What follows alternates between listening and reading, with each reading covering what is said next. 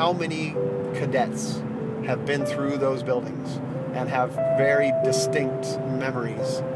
So we were told by people when we were bidding on the project, don't mess up those two buildings. People in the 1930s went through Cocke Hall when it was brand new, state-of-the-art facility, and they had dances there, and they met their wife there. And when they go back to post, they love walking in those spaces. It brings all of that memory back to them.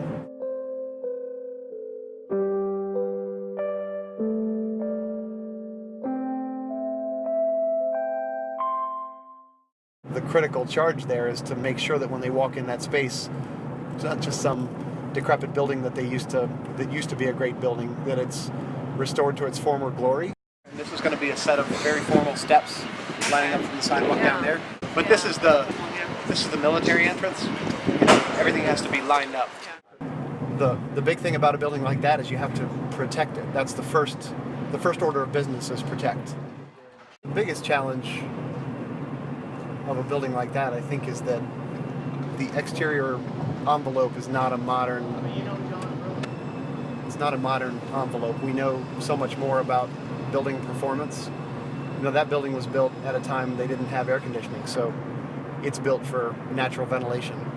So the operable windows aren't a detriment to that building. They're in fact what kept the building habitable during most of the season. But those buildings aren't built with any insulation, and they're not built with windows that are meant to keep out drafts, whereas a modern window assembly is all about keeping out the elements. Those windows were all about allowing the elements in, allowing the breeze through the building. When you walk in through here, it is fairly large, and these soffits serve several functions. One is to hide typing. The typing that we have in here is run in that soffit, but it also helps define where the lockers are. So there's lockers in this corner, but not out on that wall. These buildings have a lot of advantages from a LEED standpoint because they're existing, so we're saving a lot of existing material, and LEED rewards you for that. There's a lot of embodied energy in those buildings. In other words, those horse-drawn carts and the blasting of rock and all of that, it's already been done. We don't need to do it again. When you introduce mechanical systems to it, how efficient can you make those mechanical systems? And I think we're up to 25% energy savings, which is a big number.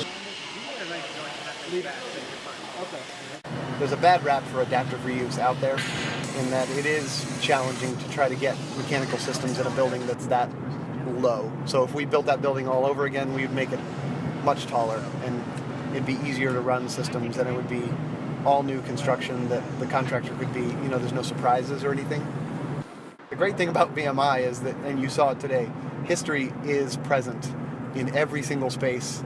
Every single time you're in every building, you feel the classes in front of you, and you understand what they've done and the generations in front of you. For them, history is real. So the fact that those buildings are standing is not a small piece. It's a gigantic point of pride.